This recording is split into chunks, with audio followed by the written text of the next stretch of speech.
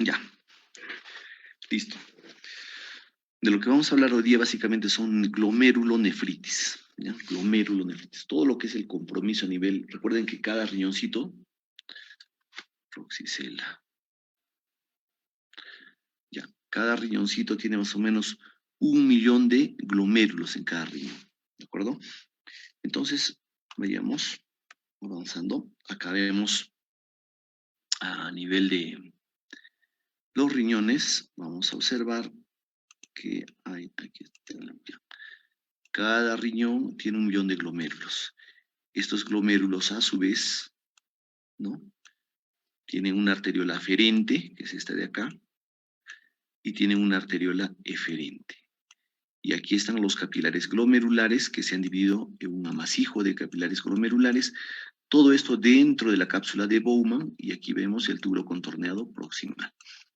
Pero como observarán, estos capilares glomerulares van a tener a su vez, van a estar recubiertos por membrana basal y por el podocito. El podocito tiene sus prolongaciones y entre podocito y prolongaciones podocitarias vamos a encontrar acá que hay una barrera de filtración glomerular. Entonces acá vamos primero el endotelio fenestrado, posteriormente vemos la membrana basal glomerular, vemos los procesos podocitarios que están anclados en esta membrana basal y entre proceso podocitario y proceso podocitario encontramos el diafragma de filtración, que es como una compuerta que hay entre procesos podocitarios.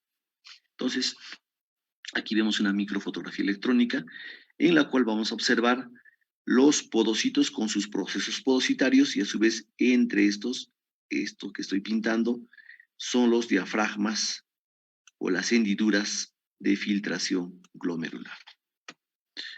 Acá vemos un podocito que está abrazando con su proceso podocitario todo el capilar glomerular. Entonces, esto es así. Recordar que aquí tenemos el endotelio, ¿no es cierto? Fenestrado.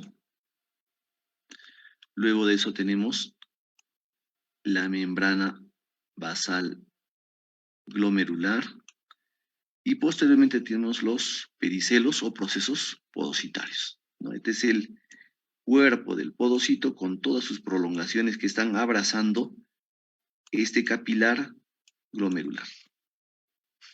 Aquí vemos un poquito mejor.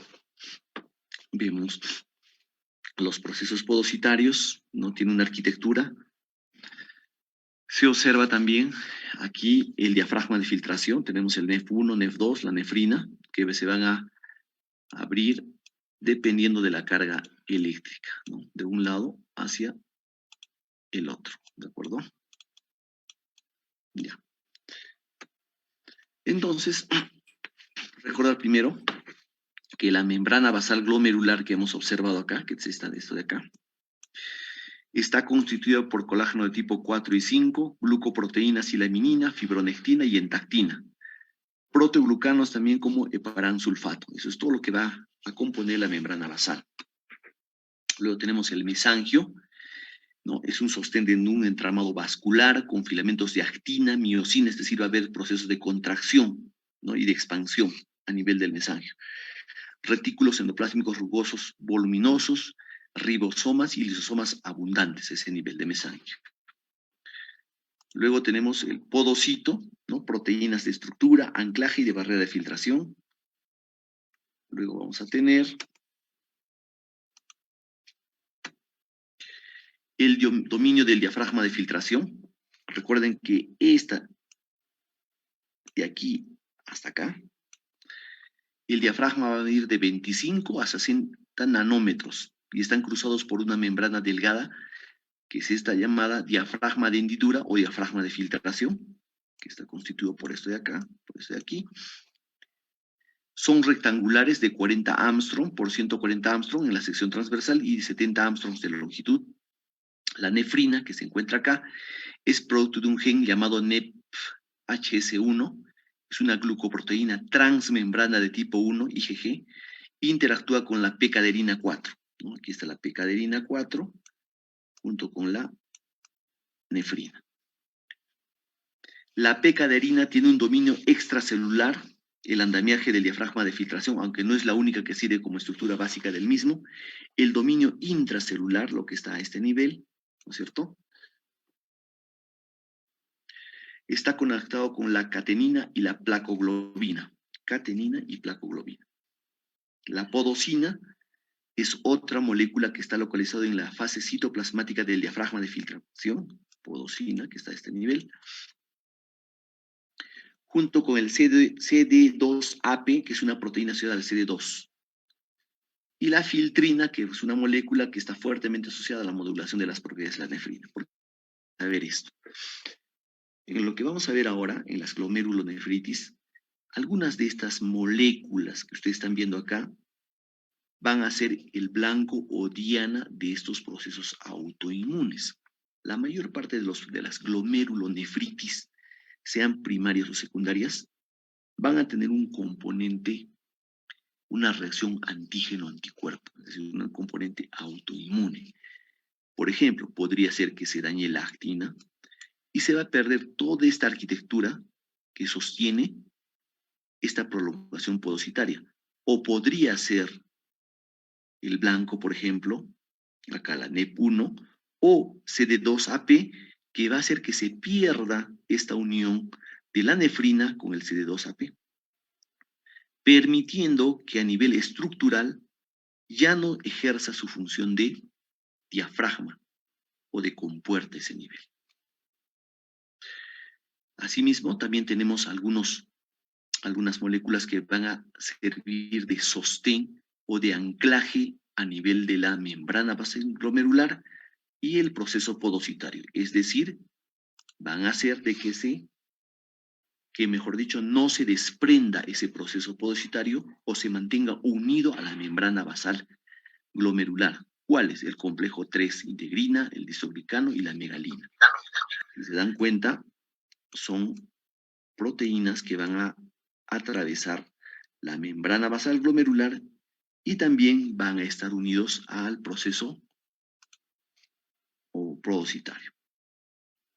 Muchos de estos, como la megalina, en el caso de la glomerulonefritis membranosa, van a ser el blanco. Se va a destruir esta proteína de anclaje, motivo por el cual se va a desprender todo el proceso podocitario, va a haber podocituria, se van a encontrar podocitos en la orina. Entonces, al haberse desprendido y al haber estado a este nivel, el diafragma de filtración glomerular, obviamente ya no va a haber esa contención de todas las moléculas que podrían salir o filtrarse. Entonces, es decir, todas las proteínas van a filtrarse y es la razón por la cual los pacientes con glomerulonefritis membranosa tienen una proteinura en rango nefrótico, es decir, de más de 3.5 gramos, ¿no?, en la orina de 24 horas.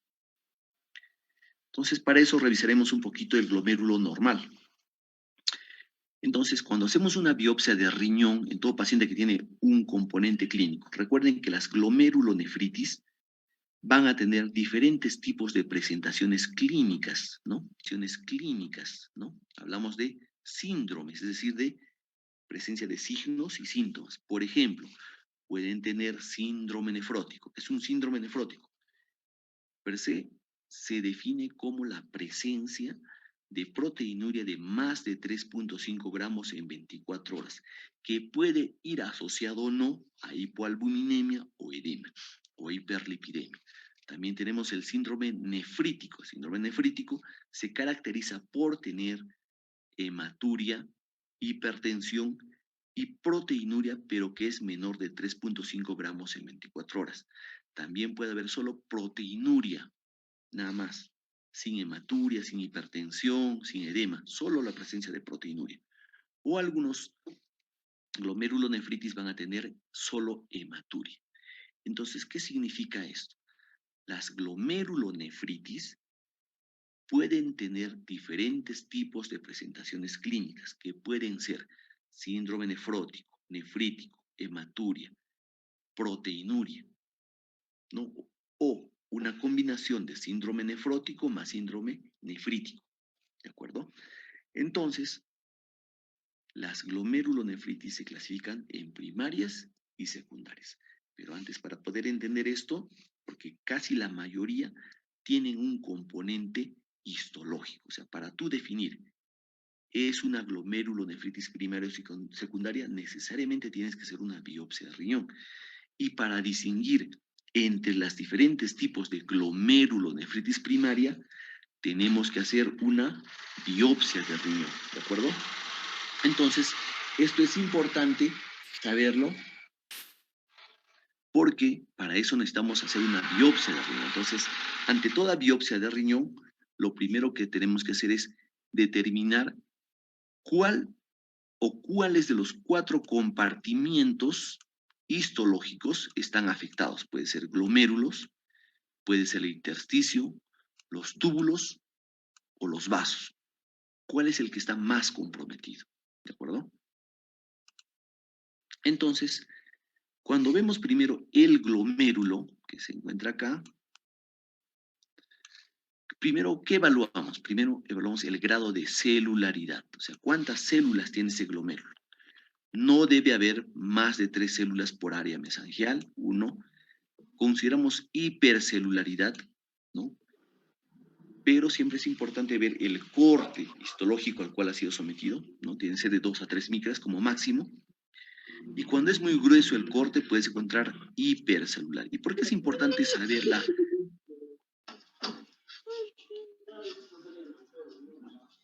A ver, el que no quiere escuchar, que apague su micro y se retire de la reunión. A nadie se le obliga a aprender ni a estudiar. Entonces, les voy a pedir que apaguen sus micros y dejen de hacer bulla. El que no quiere, pues a nadie lo obliga, puede abandonar la reunión, así de simple. Entonces, cuando el corte es grueso, te puede dar una falsa hipercelularidad. Entonces, otra cosa importante es que no se debe evaluar la celularidad en las áreas mesangiales adyacentes al polo vascular. El segundo paso es determinar dónde es la hipercelularidad. ¿Es mesangial? ¿Es endocapilar? ¿O es extracapilar? Entonces hablamos de mesangial cuando las células que proliferan están ubicadas en el mesangio con nada o sea, con o sin disminución de las luces capilares. Los núcleos tienen un aspecto homogéneo. Hablamos de endocapilar, ¿no? Este tipo de lesión no es solo de las células endocapilares, sino de cualquier tipo de célula glomerular o presencia de células inflamatorias como puede ser polimorfonucleares, monocitos, linfocitos, que pueden migrar, que pueden ingresar al penacho. Por ejemplo, hay glomerulitis postinfecciosas, en el cual tú vas a ver que hay un aumento de las células inflamatorias. Pero se les llama endocapilar por convención. Ahí los núcleos de las células pueden ser variables en forma, tamaño, y tienden a obstruir notoriamente las luces capilares. O sea, va a haber un proceso inflamatorio. Al haber un proceso inflamatorio proliferativo, lo que va a haber es una compresión de todas esas luces capilares. Ahora, la proliferación no se va a limitar solo al mesangio, también puede ser global o puede ser segmentaria. Ahorita vamos a ver esos conceptos. Y hablamos de extracapilar, cuando la proliferación de las células en el espacio de Bowman, o sea, va a haber una proliferación, un incremento de lo que era una capa, a ver, más de 2 capas, 3, 4. Eso se llama las glomerulonefritis proliferativas que van en creciente, en media luna. Es decir, todas esas células van a comenzar a proliferar y van a comprimir a todo el ovillo o todo el ovillo capilar glomerular. Generalmente las que proliferan son células epiteliales parietales y también hay presencia de células inflamatorias, principalmente monocitos. Entonces lo que va a haber ahí son crecientes o semilunas. Entonces, para entender algunos conceptos, primero hablamos de lesión global, ¿no? Como esta acá, cuando compromete a todo el glomérulo. Hablamos de lesión segmentaria cuando se compromete solo una parte del glomérulo. Puede ser, ¿no? Esta parte. Y hablamos de difuso, es decir, que compromete a todos o casi todos los glomérulos, ¿no? Por ejemplo, acá vemos que hay compromiso, ¿no? De todos los glomérulos. Y hablamos de focal, cuando el compromiso solo es de algunos glomérulos, del millón de glomérulos que tú vas a tener en el riñón, solo unos cuantos se van a comprometer. No está definido un número, un porcentaje exacto, y es aceptado por todos para algunos de menos del 80% de los glomérulos. En nefritis lúpica se dice difuso cuando hay 50% o más de los glomérulos comprometidos y segmentario si es menos del 50%. Hablamos de otra lesión histológica que se llama hialinosis, ¿no? Hialinosis, hablamos de esclerosis y hablamos de fibrosis. Estos tres conceptos son importantes. Hablamos de hialinosis cuando hay depósitos glomerulares que son homogéneos, son amorfos, y principalmente el componente es un material proteináceo.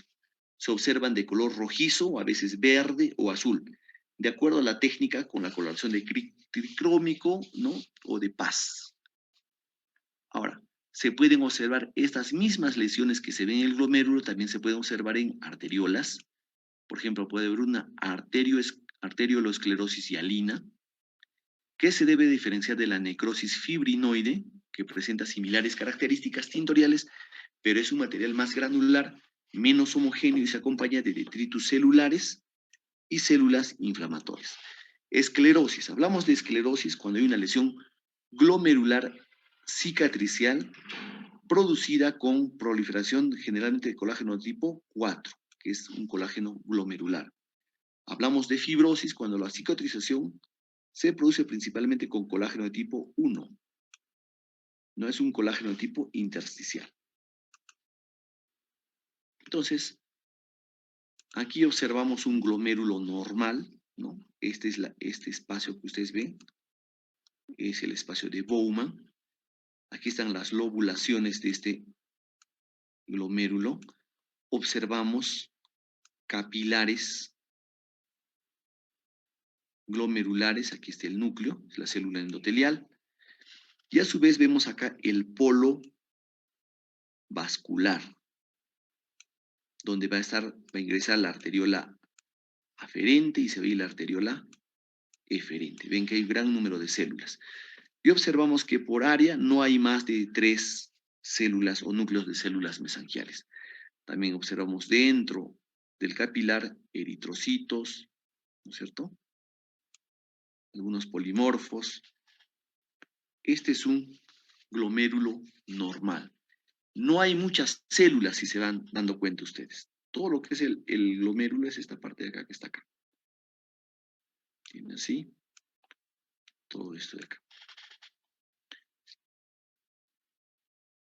Ahora, vayamos al siguiente. Estos son los lóbulos, ya con otra coloración, ¿no? Que es tricrómica de Maso. Vemos acá, ¿no es cierto? Son los lóbulos, ¿de acuerdo? Son lóbulos de todo tu glomérulo. Entonces aquí vemos también el polo vascular, todo esto es el polo vascular, este es el polo urinario, la punta. Y acá vemos la arteriola aferente, la arteriola eferente. Acá hay áreas mesangiales, donde está en rojito son las áreas mesangiales que tienen filamentos de actina y de miosina, que pueden contraerse o pueden expandirse, ¿de acuerdo? Esto con tricrómica de Maso. Todo lo que se ve en negro van a ver ustedes que son las matrices mesangiales. ¿Por qué es importante saber eso? Porque hay glomerulonefritis mesangial, es decir, hay una proliferación a nivel mesangial. Todo lo que se ve aquí, ¿no? Compás, que se tiñe con paz, observamos que es colágeno de tipo 4 y que es componente de la matriz mesangial. Luego vayamos acá. Acá vemos las membranas basales que se van a teñir en color violeta intenso, ¿no es cierto? Todo lo que está acá. Entonces ahí tienen que distinguir, ¿no? Van a decir, a ver, ¿cuánto es el espesor de aquí hasta acá? ¿Cuánto va? ¿No es cierto? Entonces, las glomerulonefritis membranosas es otro tipo de glomerulonefritis primarias, hay un ensanchamiento, hay un engrosamiento de la membrana basal glomerular, porque hay un proceso inflamatorio, hay un proceso de cicatrización y de depósito de colágeno de tipo 4. Esta es la membrana basal, se ve con esta flecha en rojo, ¿no? Ven ustedes todo esto de acá. Acá vemos los podocitos y aquí se puede observar el diafragma de filtración glomerular. Este es el aparato yuxtaglomerular. Y regresaremos entonces. ¿Qué son las glomerulonefritis? Son enfermedades que afectan a la estructura, es todas las estructuras que hemos revisado, a la función del glomérulo, es decir, se van a perder esas capacidades del diafragma de filtración, las propiedades de filtración a nivel de la membrana basal o las propiedades de filtración a nivel de la cápsula, o mejor dicho, de obstrucción de la filtración cuando hay proliferación de la cápsula de Bowman. Pero no solo comprometen el glomérulo, también se pueden comprometer otro tipo de estructuras de la nefrona, como cuáles, los túbulos, el intersticio y los capilares peritubulares. Las glomerulonefritis se van a clasificar en dos, en primarias y en secundarias. ¿A qué denominamos primarias? Es aquella en la cual solo es compromiso renal, pero no hay un compromiso sistémico, es decir, no va a comprometerse otro órgano, como por ejemplo pulmón, ¿no es cierto?, hígado. Esto solo es un compromiso renal nada más. Y estas manifestaciones clínicas solo están restringidas al riñón. En las glomerulonefritis secundarias, el compromiso renal es parte de una enfermedad sistémica, como por ejemplo enfermedades autoinmunes, diabetes, reacciones alérgicas, metales pesados, cáncer, infecciones. Todas esas noxias, todas esas patologías van a tener, aparte de tener un compromiso renal, pueden tener un compromiso de otros órganos, por ejemplo, pulmón, hígado, intestino u otro tipo de órganos, ¿de acuerdo? Entonces, recordar primero que todas las glomerulonefritis se van a manifestar de diferente forma. ¿Qué significa esto? Yo les hablé de la glomerulonefritis membranosa, por ejemplo. Las membranosas no siempre van a tener síndrome nefrótico. Pudieran tener un porcentaje menor de síndrome nefrítico, o solo tener proteinuria, o solo tener hematuria sintomática, o representar una glomerulonefritis rápidamente progresiva o glomerulonefritis aguda. Es decir, un pequeño porcentaje podría manifestarse de diferente forma a la manifestación clásica que ya pudiera tener este tipo de glomerulonefritis. Entonces, estos son los escenarios que ustedes van a ver en la clínica. Ustedes cuando vean un paciente, van a ver un síndrome nefrótico en general, pero ese síndrome nefrótico puede ser causado por diferentes tipos de glomerulonefritis, sean primarias o sean secundarias. Igual, el síndrome nefrítico. Entonces, ustedes van a ver un síndrome en el paciente y ustedes tienen que echarse a buscar y decir, ¿qué ha ocasionado este síndrome nefrótico o qué ha ocasionado este síndrome nefrítico? Y dirán, ¿es una glomerulonefritis primaria o es una glomerulonefritis secundaria lo que nos está ocasionando estas manifestaciones clínicas? Entonces, para eso adoptaremos diferentes tipos de estrategias para ver y buscar cuál es la causa de esta manifestación clínica. Recordar que el síndrome nefrótico es una proteinura mayor de 3.5 gramos por 1.73 metros cuadrados de área de superficie corporal por día. En niños más de 40 miligramos por metro cuadrado de superficie corporal. Se acompaña de hipoalbuminemia, se acompaña de edema, de hiperlipoproteinemia y tiene complicaciones infecciosas y tromboembólicas. El hecho de tener síndrome nefrótico te puede llevar a que seas más susceptible a infectarte.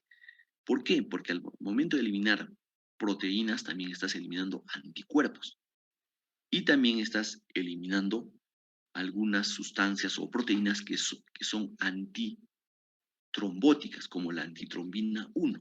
Es decir, un paciente con síndrome nefrótico pudiera hacer una trombosis venosa profunda. Esa trombosis venosa profunda puede migrar y puede ser un tromboembolismo pulmonar. Entonces, esas son las complicaciones de tener un síndrome nefrótico. ¿Y cuáles son las causas en general, sean primarias o secundarias, de tener un síndrome nefrótico? En primer lugar está la nefropatía diabética, que es la causa secundaria más común en adultos. Segundo, lupus eritematoso sistémico, amiloidosis, el uso de determinados medicamentos que pudieran desencadenar una reacción antígeno-anticuerpo que va a desencadenar a la larga un síndrome nefrótico. Los cánceres también pueden producir síndrome nefrótico. Por ejemplo, la enfermedad de Hodgkin y linfoma no Hodgkin debutan muchas veces con un síndrome nefrótico. Algunos procesos infecciosos, como el virus de la hepatitis B, C o VIH, pudieran debutar como síndrome nefrótico. Con VIH se llama nefropatía por VIH. Entonces, este síndrome nefrótico se asocia generalmente, no el 100%, estamos hablando de un 60-70%, con glomerulonefritis membranosas o glomeruloesclerosis focal y segmentaria. El síndrome nefrítico se caracteriza por hematuria, oliguria, falla renal aguda, es decir, compromiso de la función renal, el cual se va a observar con una disminución de la tasa de filtrado glomerular, va a haber retención de líquido, que a su vez va a originar edema e hipertensión arterial. Generalmente se manifiesta en las glomerulonefritis postinfecciosas, dentro de las cuales están las postestreptocócicas. Pero postinfecciosas son todas aquellas cuya base u origen es un proceso ocasionado por un ente que puede ser un virus o una bacteria. Cuando hablamos de proteinuria, solo hay proteinuria, no hay hematuria, no hay hipertensión, no hay edema. ¿No? Normalmente, las proteínas que se filtran son reabsorbidas y luego son catabolizadas en el túbulo proximal. Y solo una pequeña parte debe ser excretada por la orina. Eso es lo normal. Pero también hay eliminación de proteínas que son excretadas por las células tubulares. La excreción normal de proteínas totales en orinas, en general, es de menos de 150 miligramos en 24 horas. De estas, 30 miligramos corresponden a albúmina y el resto son proteínas procedentes de células tubulares, proteína de Tams-Horsfall, y proteínas de bajo peso molecular que se han filtrado por el glomérulo. Entonces, hablamos de proteinuria cuando se excede este límite, que es de 150 miligramos. Y hablamos de albuminuria cuando se excede los 30 miligramos en 24 horas. Entonces, como dijimos, cuando la proteinuria es de más de 3.5 o la albuminuria es de más de 2.200, hablamos de rango nefrótico. Es decir, puedes encontrar pacientes que tengan proteinurias de 350, 600 miligramos que no han llegado a rango nefrótico, ¿de acuerdo? Entonces, que no tienen hematuria, que no tienen hipertensión, que no tienen oliguria o no hay compromiso de la función renal. Entonces, la proteinuria de por sí es un criterio para definir enfermedad renal crónica. Es decir, cuando hay proteinuria de más de 3 meses, significa que hay un daño estructural a nivel del glomérulo o a nivel tubular, porque hay proteinurias que son de origen tubular. O sea, una tubulopatía, un daño tubular, podría ocasionarte presencia de proteínas en la orina. ¿De acuerdo? Vayamos al siguiente.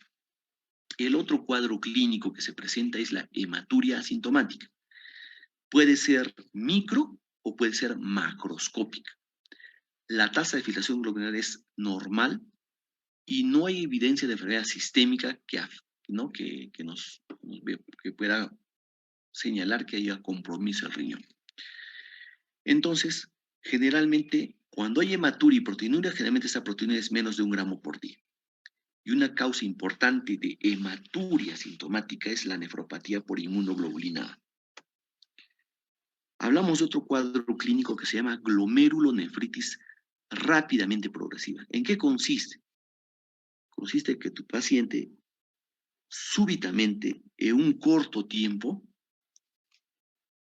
va a presentar un cuadro clínico que se caracteriza por hematuria, proteinuria, cilindros eritrocitarios y se acompaña de un deterioro rápido de la función renal, es decir, de tener una creatinina de 0,8, puede llegar a tener 2, 3, ¿no?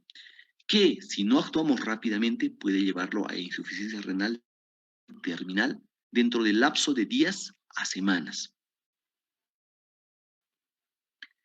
Representan el 2 al 4% de todas las glomerulonefritis y el marcador patológico es la presencia de crecientes celulares o semilunas que hemos visto, ¿no?, alrededor del glomérulo.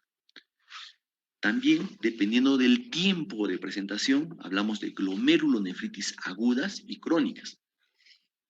Las agudas se caracterizan por un inicio abrupto de hematuria macroscópica, oliguria, falla renal, disminución de la tasa de filtración glomerular y hay retención de sodio y agua, que nos va a llevar a edema e hipertensión. La proteinuria va a variar desde menos de 3 gramos por día.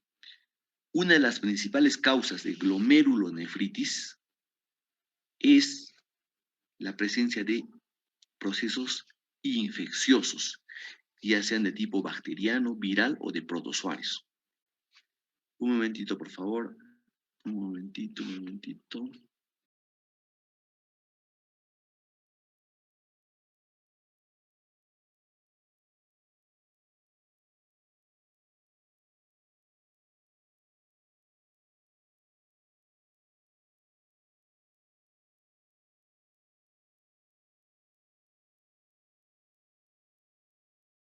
De todas las glomerulonefritis postinfecciosas, la más común es la glomerulonefritis postestreptocócica, que afecta a niños entre los 2 y 10 años, pero que ha disminuido su incidencia debido a que ya el uso de antibióticos es más frecuente. Luego tenemos las glomerulonefritis crónicas. Se caracterizan por anomalías urinarias persistentes, de un deterioro lento, progresivo de la función renal y proteinuria. O sea, tú puedes tener proteinuria años, meses, presencia de hematuria o leucocituria, ¿no?, en forma constante todo este tiempo. Luego hablemos entonces ahora, una vez que ya hemos hecho una clasificación de las glomerulonefritis, por su evolución, por su forma de presentación, hablaremos de las glomerulonefritis primarias. ¿Cuál es la etiología de las glomerulonefritis primarias? Son enfermedades de causa inmunológica, se desconoce el antígeno o causa de la enfermedad que desencadena muchos tipos de lesiones glomerulares que vamos a ver ahora. Hay una activación inespecífica de la inflamación que puede causar o agravar la lesión glomerular. Hay microorganismos infecciosos que pudieran desencadenar respuestas inmunitarias anómalas, ¿no?, desproporcionadas, que van a llevar a un daño estructural. También hay factores genéticos que pueden ser causa de nefropatía glomerular, pero que también pueden llevar a una predisposición, puede ser un factor para que se desarrolle una lesión glomerular, o de cómo va a progresar, si va a ser lento o va a ser rápido, o de cómo va a responder al tratamiento, que en este caso sería inmunosupresor.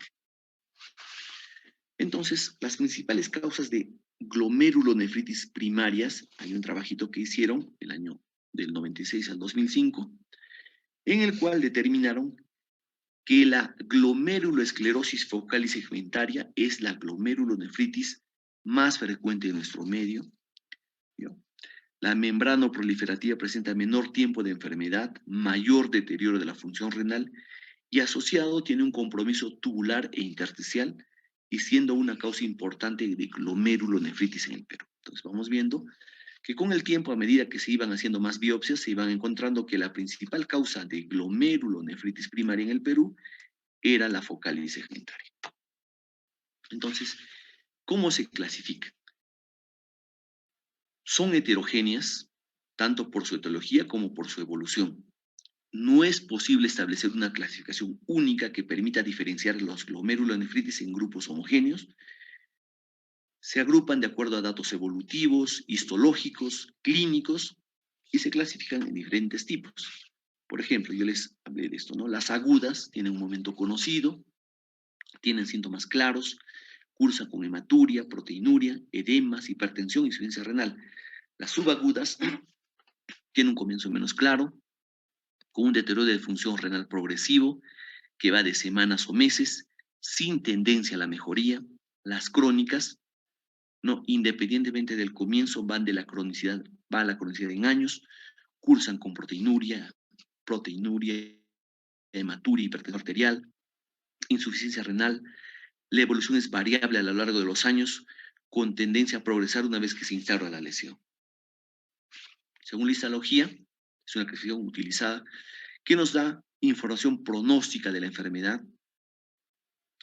Al compartir manifestaciones clínicas dificultan el diagnóstico, en estos casos la biopsia renal permite diferenciarlas, nos brinda información sobre si es lesión aguda o crónica, que no se podría sospechar solo por el cuadro clínico. Es decir, tú puedes tener un cuadro clínico de síndrome nefrótico, pero eso no te dice si es agudo o es crónico. ¿Cómo sabes si es agudo o crónico con una biopsia? En la biopsia encontrarás lesiones de esclerosis, de hialinosis, de fibrosis, ¿no? Y si hay lesiones crónicas no reversibles, es decir, nos va a indicar pocas probabilidades de respuesta al tratamiento que generalmente es inmunosupresor. Por ejemplo,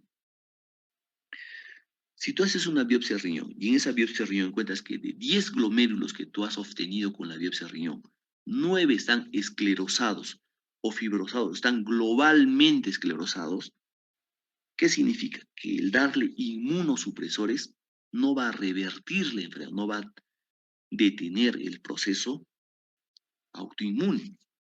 Lo único que tú vas a conseguir es bajar sus defensas y que cualquier otro tipo de infección ingrese a su cuerpo y ocasione un proceso infeccioso que lo puede llevar a la muerte.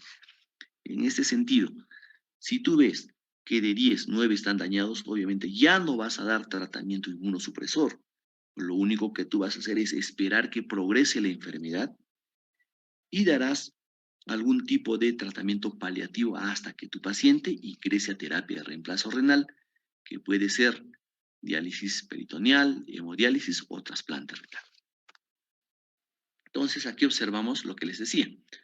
Aquí ven ustedes un glomérulo normal, ¿no es cierto? Con todos sus lóbulos, su penacho glomerular. Y aquí ven ustedes la cápsula de Bowman, que está a este nivel, ¿no? Todo esto. Esta capa parietal epitelial, acá vemos un núcleo, puede llegar a proliferar, es decir, se pueden formar más capas, más de 2. Y al proliferar, lo que van a formar son crecientes o semilunas, que lo que van a hacer es comprimir al glomérulo normal. En este caso vemos un glomérulo esclerosado, es decir, toda este área que ustedes ven acá, que tiene luces capilares, que tiene área mesangial, que tiene células, ¿no? Endoteliales, se van a fibrosar y van a ser reemplazadas por colágeno de tipo 4. Todo esto que ustedes ven. Esto era un glomérulo antes. Entonces, aquí vemos, por ejemplo, los tipos de glomerulonefritis primaria y el cuadro clínico. Como les dije, todos pueden compartir características clínicas, pero en algunos casos predomina una característica clínica sobre el resto. Por ejemplo, en las glomerulonefritis de cambios mínimos, observamos que quien más predomina es el síndrome nefrótico. En cambio, en las focales y segmentarias puede haber alteraciones asintomáticas del sedimento urinario, un porcentaje de 100, otro porcentaje puede tener síndrome nefrótico, otro porcentaje puede tener glomerulonefritis crónica. En las membranosas, igual, ¿no? Alteraciones asintomáticas del segmento urinario, síndrome nefrótico, glomerulonefritis crónica, y así sucesivamente. También se dividen en proliferativas y no proliferativas. Entonces, proliferativas, como vemos acá, vemos en esta biopsia, proliferativas son aquellas que van a aumentar el número de células a nivel del glomérulo. Y las no proliferativas son las que van a mantener el número de células en el glomérulo. Entonces, las proliferativas pueden ser que sea una glomerulonefritis mesangial, por IgA o por IgM. O puede haber una glomerulonefritis membrano-proliferativa o mesangio-capilar, es decir, a nivel o adyacente a la membrana basal glomerular. Y hablamos de glomerulonefritis postestreptocócica o endocapilar difusa, porque van a encontrar ustedes dentro de ese glomérulo células inflamatorias, que pueden ser linfocitos, monocitos, polimorfonucleares. Y encontramos la glomerulonefritis extracapilar, la que les decía acá, cuando hay proliferación de estas células que se encuentran a nivel del epitelio parietal. Es decir, van a aumentar su número capa tras capa, como se los he dibujado acá. Y las no proliferativas, es decir, en aquellas en las cuales no hay aumento del número de células, hablamos de las glomerulonefritis de cambios mínimos, focal y segmentaria, membranosa o extramembranosa, pero no proliferativa. Entonces, dependiendo del tipo de glomerulonefritis primarias, algunos tipos de marcadores serológicos, como el dosaje de complemento, antiestreptolicina O, antimembrana basal glomerular o anticitoplasma del neutrófilo, el ANCA, se van a presentar. Por ejemplo, ANCA va a estar presente en este tipo de glomerulonefritis extracapilares. Focal y segmentaria, por ejemplo, todas estas de acá, las primeras que vemos acá, vemos que no hay manifestación de estos marcadores. El complemento es normal en todas estas, pero si se dan cuenta en las proliferativas, observamos que hay una disminución del complemento o pudiera estar normal, complemento 4, C3 va a estar disminuido. Entonces, para tú saber más o menos qué tipo de glomerulonefritis es, lo que vas a hacer es lo siguiente. Primero harás una biopsia, verás el cuadro clínico y solicitarás este tipo de marcadores que te van a permitir encasillar y definir qué tipo de glomerulonefritis tú estás observando en ese paciente. Entonces, en relación a todo este tipo de glomerulonefritis que vamos a tratar una a una posteriormente, todas van a tener algunos tipos de manifestaciones clínicas, como les dije, síndrome nefrótico, nefrítico, hematuria. Y dependiendo del tipo de manifestación clínica, casi la mayoría van a tener un tratamiento general, es decir, una forma de tratar en general para los todos tipos de glomerulonefritis. Por ejemplo, dieta. En todas ellas va a haber una restricción de la ingesta de sal en caso de que haya hipertensión arterial. En caso de síndrome nefrótico, se precisa una restricción de 2 a 4 gramos de sal por día y de líquidos. Solo en caso de que haya un edema muy importante serán necesarias restricciones más severas. En cuanto a la ingesta proteica, si se supone que está perdiendo proteínas por la orina, obviamente tú dirás, pues hay que reponerle más proteínas. Pero la ingesta proteica va a ser de 0,8 a 1 gramo por kilo por día. Si además de eso existiera insuficiencia renal, es decir, hubiera compromiso de la función renal, es decir, presencia de elevación de urea creatinina, se debe reducir la ingesta a 60 gramos por día. Recuerden que el catabolismo de las proteínas hace que incremente la urea.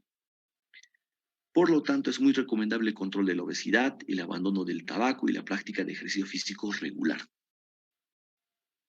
Solo en situaciones de síndrome nefrótico con anasarca es recomendable el reposo en cama, sin que sea prolongado por el riesgo trombótico. Recuerden que va a haber una disminución de la antitrombina 3. Respecto al tratamiento de la hipertensión arterial, el tratamiento es muy importante porque es un factor de riesgo asociado independiente para mortalidad cardiovascular y de progresión, es decir, de empeoramiento de la enfermedad. ¿Cuáles son los fármacos de elección en caso de que haya proteinuria y haya hipertensión? Los más indicados son los YECAS y los ARA2. ¿Cuál es tu objetivo de control en estos casos? 130-80 si existe insuficiencia renal y 125/75 en caso de proteinuria superior a 1 gramo en 24 horas. Si es preciso, se deben añadir otros fármacos antihipertensivos para alcanzar el objetivo. De repente no solo es suficiente con YECA y ARA2, utilizarás calcio antagonistas. Entonces, ¿cuál es el objetivo de inhibir el sistema renina-angiotensina-aldosterona? Es básicamente reducir la proteinuria, además de controlar presión arterial. Se inicia el tratamiento con dosis bajas, que se van incrementando progresivamente hasta la dosis máxima tolerada o hasta haber alcanzado el objetivo ideal, que es de obtener proteínas en menos de 0.5 gramos por día. Tiene un efecto renoprotector que básicamente se asocia a la disminución de la proteinuria. Recuerden que la proteinuria, al pasar a los túbulos, lo que ocasiona es fibrosis y daño tubular. Se ha demostrado bien a nivel de la glomerulonefritis mesangial por IgA, pero su efecto es menor en el caso de la glomerulosclerosis segmentaria y focal. Pero igual tenemos que darle a todos estos pacientes como antiproteinúrico, así su efecto no sea muy bueno en determinado tipo de glomerulonefritis. En algunas entidades, como por ejemplo las glomerulonefritis extracapilares, que no tienen nada que ver con disminuir la presión hidrostática capilar, no tienen ningún efecto favorable, salvo para el control de la hipertensión arterial. ¿Por qué damos YECAS y ARA2? Nuestro objetivo es disminuir la presión hidrostática capilar. En lesiones mínimas no están indicados, salvo si existe hipertensión arterial, dado que hay una respuesta rápida a los esteroides. En fases iniciales de síndrome nefrótico con anasarca puede estar incluso contraindicados, porque estos pacientes están depletados de volumen, tienen tendencia a la hipotensión, y si tú le des un antihipertensivo, obviamente vas a empeorar la función renal. También se utilizan espironolactona como antialdosterónico, que también tiene un efecto antiproteinúrico. Pero hay que tener cuidado siempre que este paciente no tenga hipercalemia o hiperpotasemia, porque podría incrementar la cantidad de potasio en sangre y pudiera llevar a otro tipo de desenlace. También se trata de la hiperlipidemia. Es un trastorno frecuente de las glomerulonefritis que cursan con síndrome nefrótico.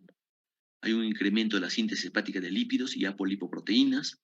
En caso de hiperlipidemia transitoria en lesiones mínimas, el tratamiento dietético es la única medida justificable, a no ser que esta hiperlipidemia sea muy marcada. ¿Y qué utilizas? Estatinas, ¿no? Ya que la hipercolesterolemia es la anomalía más frecuente. ¿Cómo manejamos el edema? Puedes utilizar diuréticos de asa en dosis más altas, furosemida o torasemida. En caso de anasarca o cifras de albúmina inferiores a 2 gramos por decilitro, puede ser útil la infusión combinada de albúmina y furosemida intravenosa. Si la respuesta de los diuréticos de asa es escasa, se asocia una tiazida o antialdosterónico, como la espironolactona. Respecto a las complicaciones tromboembólicas, ya dijimos que estos pacientes en el momento que tienen esa proteinuria también pierden antitrombina 3. Entonces se puede ocasionar trombosis de la vena renal, ¿no es cierto? Que es una de las complicaciones más graves del síndrome nefrótico. Afecta a un 5 o un 60% de los pacientes.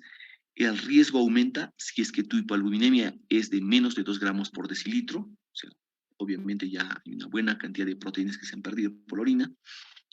Y en estos casos requerimos profilaxis antitrombótica, generalmente heparinas de bajo peso molecular, sobre todo en pacientes que están en reposo. Si hubiera cualquier tipo de episodio trombótico, se debe anticoagular. Respecto al tratamiento del síndrome nefrítico, básicamente es el control de edema, es decir, la hipervolemia, ya porque esto nos puede llevar a una insuficiencia cardíaca, el hecho que también tiene oliguria, y tratar hipertensión arterial con antihipertensivos. En caso que tu paciente, o sea, la causa de este síndrome nefrótico sea una glomerulonefritis postinfecciosa, dependerá, ¿no?, de qué tipo de infección sea para darle al tratamiento antibiótico. Ahora, si se establece, como hay falla renal en el síndrome nefrótico, si se establece la falla renal está establecida, entonces obviamente darás algún tipo de tratamiento médico o darás soporte dialítico, dependiendo de la resolución del cuadro. Respecto a lo que es insuficiencia renal crónica, en aquellas glomerulonefritis que cursan con insuficiencia renal crónica, solo va a ser tratamiento sintomático. Básicamente minimizar complicaciones y tratar de preservar el mayor tiempo posible la función renal. ¿Eso qué significa? Significa, uno, si es hipertenso, controlarás la hipertensión. Obviamente evitarás el uso de nefrotóxicos, como podrían ser AINES, en algunos casos YECAS, antibióticos a dosis altas como aminoglucósidos que pudieran dañar la poca función renal que le queda. Entonces, olvidemos esto, vayamos a ver nefropatía por cambios mínimos. Es un tipo de glomerulonefritis que tiene una característica muy especial. Si tú haces una biopsia, generalmente estas glomerulonefritis de cambios mínimos, la proteinuria es evidente, es decir, hay un síndrome nefrótico. Tú esperas encontrar algo en la biopsia, haces la biopsia y al microscopio óptico ves que todo está normal. Solo se ven cambios a la microscopía electrónica. Entonces, generalmente es típicamente pediátrica, se presenta con mayor frecuencia entre los 2 y los 6 años y tiene mayor incidencia en el sexo masculino. Conlleva la aparición de un síndrome puro, es responsable del 80% de los casos de síndrome nefrótico en el niño y del 15 a 20% de los del adulto. La etiología no es conocida, pero pudiera estar en relación con una posible disfunción de los linfocitos T. Algunos autores proponen que se trata de una alteración transitoria en la expresión de proteínas constitutivas de la membrana. Se ha asociado con diversas enfermedades, pueden ser infecciosas, alérgicas, neoplásicos como el síndrome de Hodgkin o farmacológicas por el uso de AINES. En la histología, como les decía, en la microscopía óptica no hay anomalías. En la microscopía electrónica se pueden revelar cambios que se caracterizan por un ensanchamiento y un borrado de los pies de los podocitos. En el caso de que sea un niño que tenga síndrome nefrótico en esos rangos de edad que yo les he mencionado, no se hace biopsia, porque se asume que la principal causa es glomerulonefritis por cambios mínimos, el cual tiene una buena respuesta o es bien sensible a los corticoides. Pero en adultos, sí o sí, tienes que hacer biopsia. ¿Por qué? Porque en adultos se asocia, como les decía, a algunos tipos de cánceres, neoplasias, ¿no? Entonces, sí o sí, tienes que hacer biopsia. Entonces, esto es lo que se observa en una biopsia de riñón, un glomérulo cuasi normal a la microscopía óptica, ¿de acuerdo? Entonces, pero en algunos casos que no hay respuesta, ¿no? Que hemos dicho que todos las glomerulonefritis de cambios mínimos deben responder a los corticoides. Debe disminuir el síndrome nefrótico y debe de controlarse todo el cuadro clínico que presente el paciente, es decir, edema, hipoalbuminemia, todo eso se debe controlar con el uso de corticoides. Pero hay pacientes en los cuales tú les das corticoides y no hay respuesta. Generalmente se denominan corticoresistentes, es decir, estos pacientes van a tener unos factores que pueden ser hereditarios, genéticos, o pueden estar asociados a algún proceso que pudiera ser una neoplasia u otro tipo de alteración, que es decir, no sería una glomerulonefritis de cambios mínimos primaria per se, sino sería secundaria a otro tipo de enfermedad que tiene como manifestación esta glomerulonefritis de cambios mínimos. ¿Cuál es la clínica que vamos a encontrar en los pacientes? Como les decía, el pronóstico renal es bueno. Es frecuente el deterioro reversible de la función renal, es decir, por un momento puede ser que tu paciente tenga elevación de creatinina de urea, es decir, tu tasa de filtración glomerular puede ser que haya disminuido, pero básicamente esto no es por un compromiso estructural, es decir, a nivel histológico, sino básicamente con un compromiso funcional. Es decir, puede ser una hipovolemia grave porque has usado diuréticos en altas dosis y lo has deshidratado, ¿no? Que le hayas dado yecas y arados que hayan desregulado todo el equilibrio a nivel del capilar glomerular, es decir, a nivel de la arteria aferente o eferente, que hayas usado AINES, que tenga trombosis bilateral de la vena renal, que se puede producir porque estos pacientes tienen un síndrome nefrótico masivo de más de 3.5 gramos. Como les decía, eliminan antitrombina 3 y eso hace que esa sangre se vuelva procoagulante y se forme una trombosis de la vena renal. El tratamiento de primera elección básicamente es corticoides. Das prednisona a 1 miligramo por kilo por día sin sobrepasar de 60 a 80 miligramos en el adulto. En el niño no hay problema. Generalmente se da una dosis única, no la partes en dos. No haces en la mañana una parte y en la tarde otra. No, una sola dosis matinal y le das un protector gástrico. ¿Cómo sabes si has respondido al tratamiento? Cuando hay desaparición de la proteinuria durante al menos 3 días. Ahora, en adultos decimos que son corticoresistentes cuando la proteinuria persiste tras 16 semanas de tratamiento, es decir, 4 meses le estás dando corticoides y persiste la proteinuria. O cuando no ha descendido en absoluto nada, entre 8 o 12 semanas de tratamiento. Remite el síndrome nefrótico en un 81 a 90% de los adultos tratados, similar a los niños, aunque el tiempo en que se tarda en obtener la remisión es mayor. Entonces, una vez que ya hay remisión, poco a poco vas descendiendo de 1 miligramo que le dices por kilo de peso, vas bajando a 0,8, 0,5 y posteriormente vas disminuyendo. No puedes bruscamente los corticoides porque te pueden dar lugar a una recidiva. ¿No? Se dan dosis altas de prednisona durante 8 a 16 semanas o 1 o 2 semanas tras la remisión completa. Luego das un régimen de días alternos, un día sí, un día no, durante un mes y poco a poco vas disminuyendo las dosis. Esto ya no, ya. Cuando no hay respuesta a la prednisona, utilizas otro tipo de tratamientos, como por ejemplo ciclofosfamida, ciclosporina A, micofenolato, que son inmunosupresores, pero que actúan a otro nivel. Veamos esto. El otro tipo de glomerulonefritis primaria, que es la más frecuente en el Perú, según ese estudio que nosotros hemos observado que se ha hecho en los hospitales de Lima, es la focal y segmentaria. Es responsable del síndrome nefrótico en menor del 10% en el niño, pero que a medida que va aumentando la edad, va aumentando su porcentaje y puede llegar a ser del 20% en adolescentes y adultos jóvenes.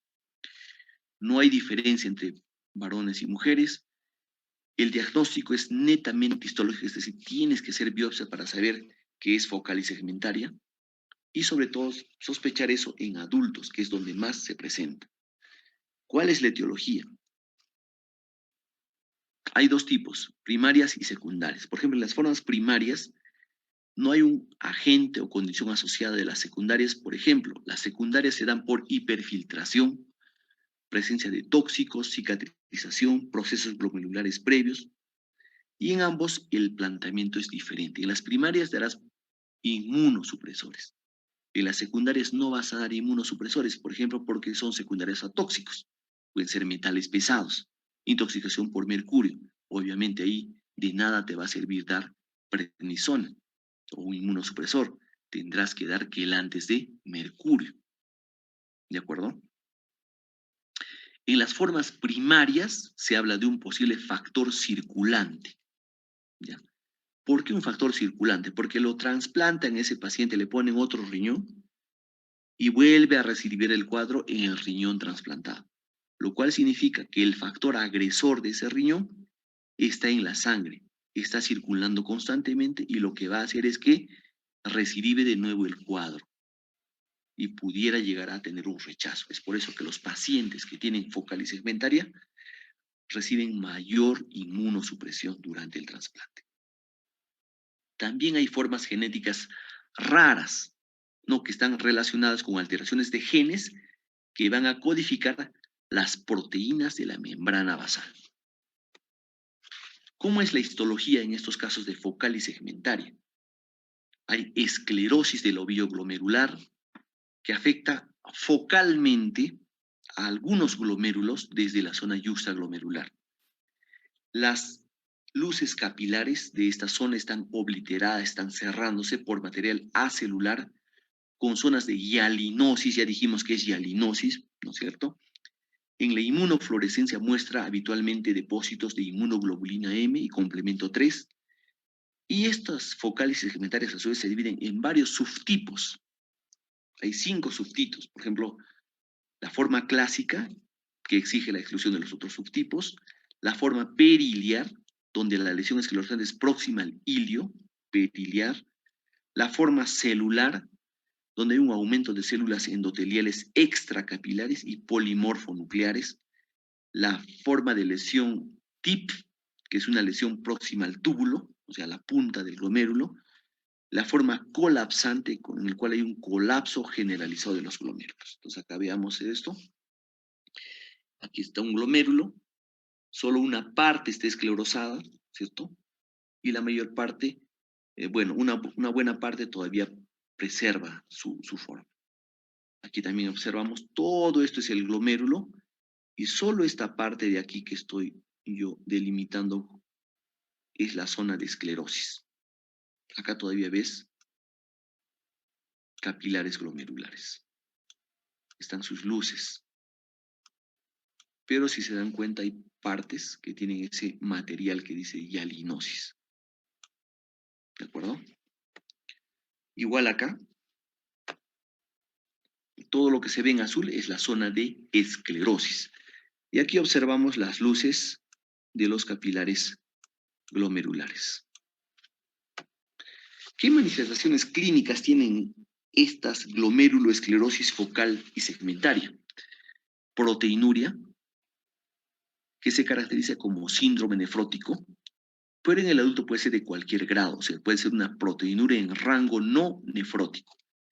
Es habitual la presencia de hematuria, hipertensión arterial. Muchas veces se aprecia insuficiencia renal, sobre todo en las formas colapsantes. La evolución se da por el grado de proteinuria, el grado histológico, la presencia de insuficiencia renal y la respuesta al tratamiento. Los casos resistentes a corticoides que van a insuficiencia renal son 50% a los 10 años y en algunos la evolución es rápida en 2 a 3 años.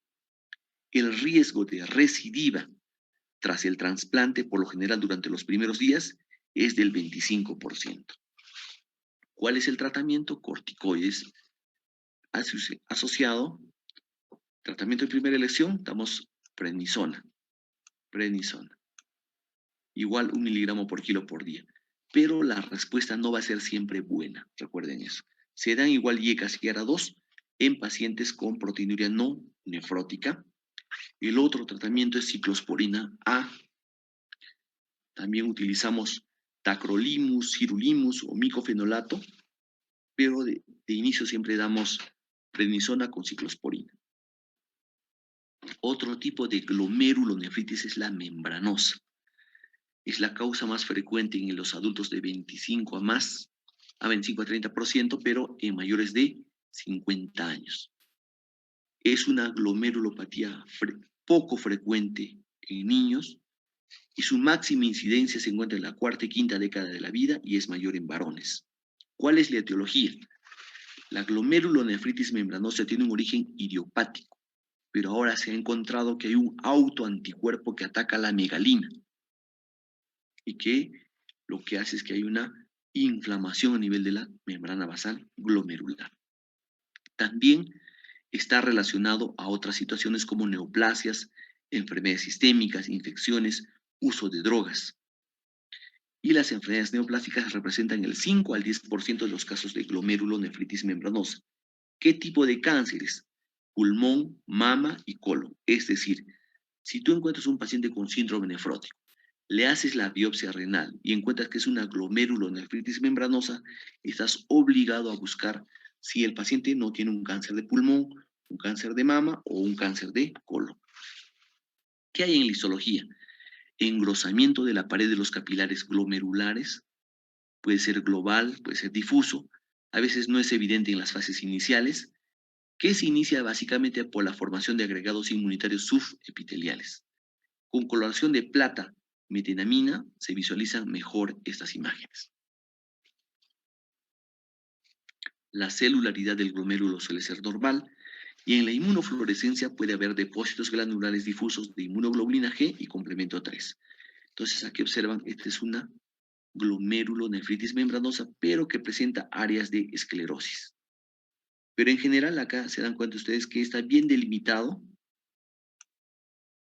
este capilar, es como que fuera un capilar glomerular rígido, ¿no? Acá se ve mejor, ¿no? Cómo están engrosados estas membranas basales. ¿Qué manifestaciones clínicas tiene? La forma típica es el síndrome nefrótico de comienzo insidioso en el 80% de los casos, es decir, en el 20% de los casos pudiera otro tipo de manifestación clínica. A veces se presenta solo con proteinuria. La hematuria microscópica es frecuente, así como la hipertensión arterial. Un 30% de los casos se asocia con insuficiencia renal, que puede evolucionar hasta una fase terminal. Debe valorarse siempre la presencia de una causa identificable. Es frecuente la trombosis de la vena renal. La evolución es variable. La remisión espontánea puede ser de un 25%, siendo más alta en los niños. Los pacientes que llegan a insuficiencia renal crónica terminal es de un 35% a los 10 años. Y es difícil predecir la evolución. Pero hay algunas cosas que podrían indicarnos que un paciente va a ir mal, como por ejemplo una proteinuria de más de 8 gramos por día, presencia de insuficiencia renal y el grado de fibrosis túbulo-intersticial al diagnóstico. La edad avanzada, el sexo masculino y la presencia de hipertensión arterial también influyen en un pronóstico malo. ¿Cuál es el tratamiento conservador? Como dijimos que un buen porcentaje remiten espontáneamente, inicias con IECAS o ARA2. ¿De acuerdo? En los casos con síndrome nefrótico y función renal normal, aconsejamos un periodo de observación, damos el tratamiento general que hemos mencionado, IECAS ARA2. Este periodo va de 6 meses. Si la proteinuria es superior a 8 gramos, sobre todo en varones de más de 50 años de edad. Si la proteinuria oscila entre 4 y 8 gramos por día, el periodo de observación puede extenderse hasta 12 meses, sobre todo en mujeres con menos de 50 años de edad. Pero vemos que no hay una remisión espontánea en estos pacientes. O sea, continuamos así, o hay una clara disminución de la proteína nefrótica, se recomienda o bien con anticalcineurínicos, que puede ser ciclosporina o puede ser tacrolimus, o un ciclo de corticosteroides a 0.5 miligramos por kilo más ciclofosfamida o clorambucilo. ¿Y cuánto tiempo le damos? 6 meses alternando. El tratamiento con ciclofosfamida, que se utiliza, es un citostático, se utiliza en el cáncer, no damos para el cáncer, igual que el clorambucilo en algunos casos. El objetivo es inhibir el crecimiento de los linfocitos, ¿de acuerdo? Entonces, en estos pacientes se puede combinar prednisona más ciclofosfamida, pero un periodo más largo. También puedes usar micofenolato, rituximab o corticotropina. Bueno, hasta aquí, chicos, vamos a avanzar, porque yo sé que ya están cansados. Ya, en todo caso, continuamos. La próxima fecha que coordine con su delegada puede ser el día de mañana, no hay ningún problema. Continuamos lo que falta de glomerulonefritis primarias y glomerulonefritis secundarias. ¿De acuerdo?